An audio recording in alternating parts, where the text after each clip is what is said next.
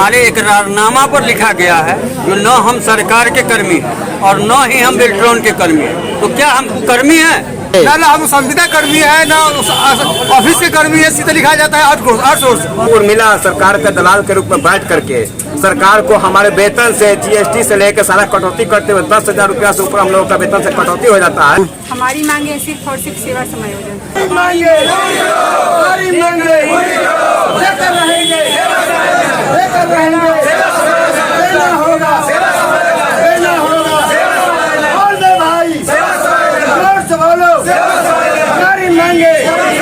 हमारी मांगे सुन लो सरकार, सुन लो सरकार, सुन लो सरकार, सुन लो सरकार।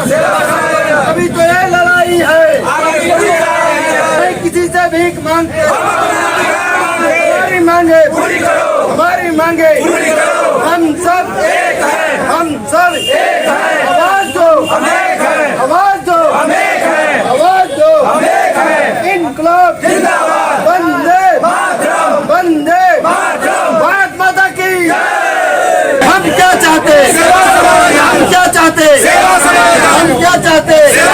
हमारी मांगे पूरी करो, हमारी मांगे पूरी करो। डाटा एंट्री ऑपरेटर संघ की किस मांगों को लेकर प्रदर्शन कर रहे हैं? हमारी मांगे सिर्फ और सिर्फ सेवा समायोजन, क्योंकि हम लोग शोषित कर्मी हैं। हम लोग को हर प्रकार से शोषण किया जाता है। काफी दिनों से मांग कर रहे हैं, क्या सरकार इस पर क्या मांग, आपकी मांगों को पूरा क्यों नहीं कर रही है? हम लोग की मांगों को सरकार जरूर पूरा करेगी। हम लोग को ऐसा विश्वास है कि वो जरूर पूरा करेगी। हम लोग को कभी भी पदाधिकारी के द्वारा वापस किया जा सकता है, इसलिए हम लोग को सेवा समायोजन चाहिए।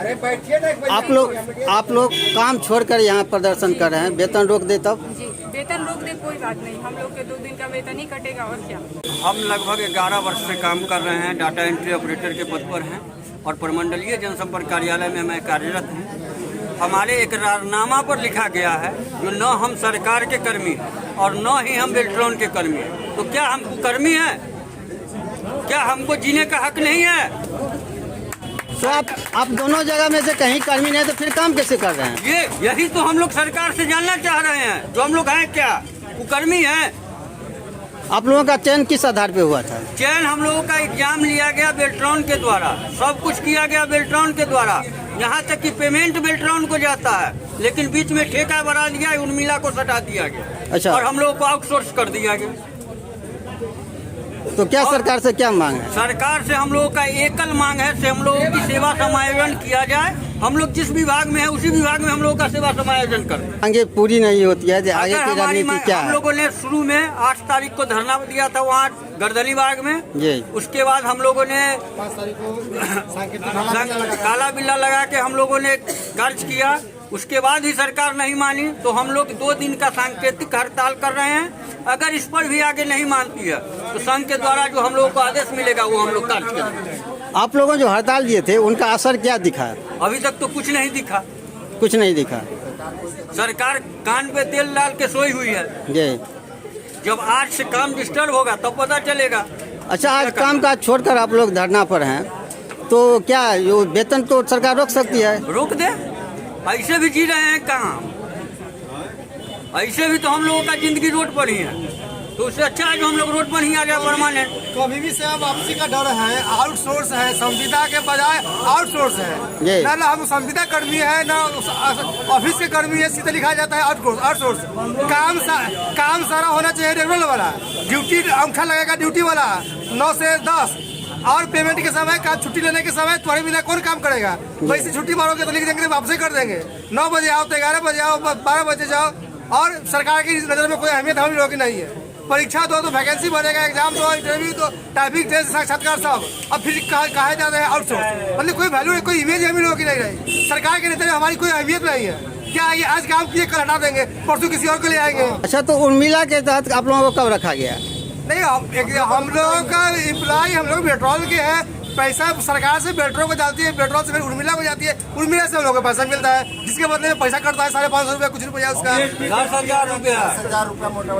तो आप लोग मांग क्या है? सीधे सरकार सेवा समायोजन, हमको सैलरी कम में दे, लेकिन सेवा समायोजन करते किसी भी जगह में कहीं दे देंगे, कहीं इमेज बन जाए, जी, कहीं प्रतिष्ठा मिले।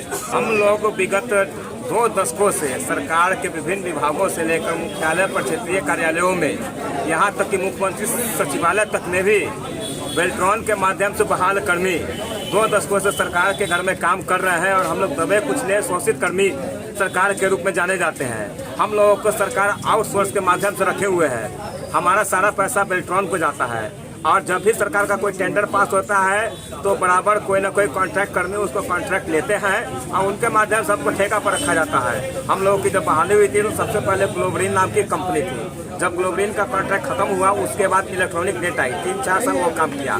अभी 4 साल से उर्मिला को रखे हुए हैं, जो उर्मिला सरकार के दलाल के रूप में बैठ करके सरकार को हमारे वेतन से जीएसटी से लेकर सारा कटौती करते हुए 10,000 रुपया से ऊपर हम लोगों का वेतन से कटौती हो जाता है, जो शायद सरकार के विभिन्न नुमाइंदों को जाता होगा घूस के रूप में जाता है। और हम लोगों का वेतन पर एक तो जीएसटी पहले ही सरकार काट लेती है, उसके बाद जब हम अपने उसी सैलरी को लेकर के बाजार में कुछ सामान खरीदने जाते हैं तो उस पर भी हमें जीएसटी पे करना पड़ता है। तो एक ही ये वेतन पर एक ही पैसे पर 2-2 बार जीएसटी क्यों लगता है हमें, ये हमें आज तक समझ नहीं आया। प्लस सेवा कर के रूप में बेल्ट्रॉन और मिला मिलके 4 से 5,000 रुपया हमारा डिडक्ट कर लेती है वेतन से। हम लोगों का सरकार के द्वारा जो वेतन निर्धारण किया गया उसका नीति निर्धारण ही गलत है। हम लोगों को जिस विभाग में काम कर रहे हैं अगर डायरेक्ट उसी विभाग से पेमेंट दिया जाए तो हम लोगों का बहुत सारा पैसा जो कट जाता है वो कटना बंद हो जाएगा और हमारी आर्थिक स्थिति थोड़ी सुदृढ़ हो सकती है। विभिन्न 2 दशकों से विभिन्न विभागों में मुख्यालय से लेकर के ब्लॉक अंचल तक में काम करने के बावजूद भी हम दबे कुचले शोषित कर्मी के रूप में गिने जाते हैं, जो बहुत ही दुर्भाग्यपूर्ण है। हमारे ज्वाइनिंग भी प्रक्रिया जो होती है वो सरकारी जो ज्वाइनिंग प्रक्रिया होती है उसके आधार पर की जाती है।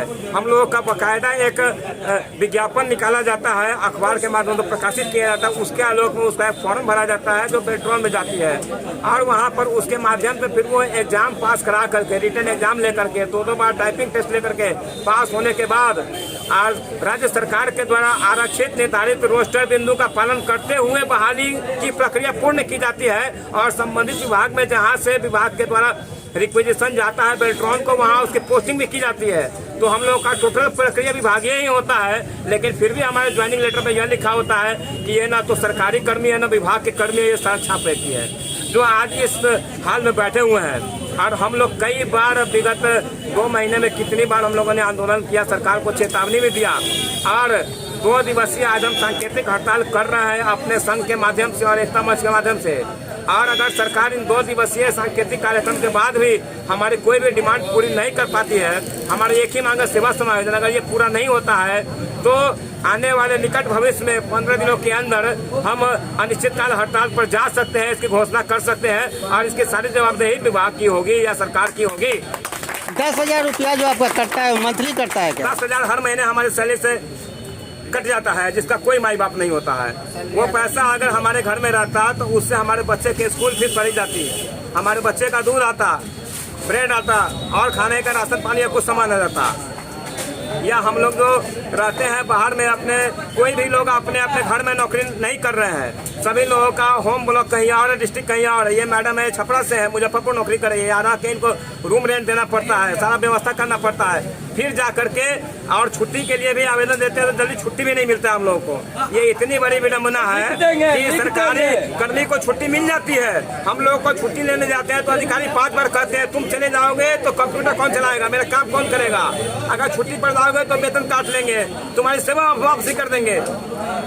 क्या परिचय हुआ? मेरा नाम अमित कुमार हुआ, मैं एकता मंच का जिला अध्यक्ष हूँ।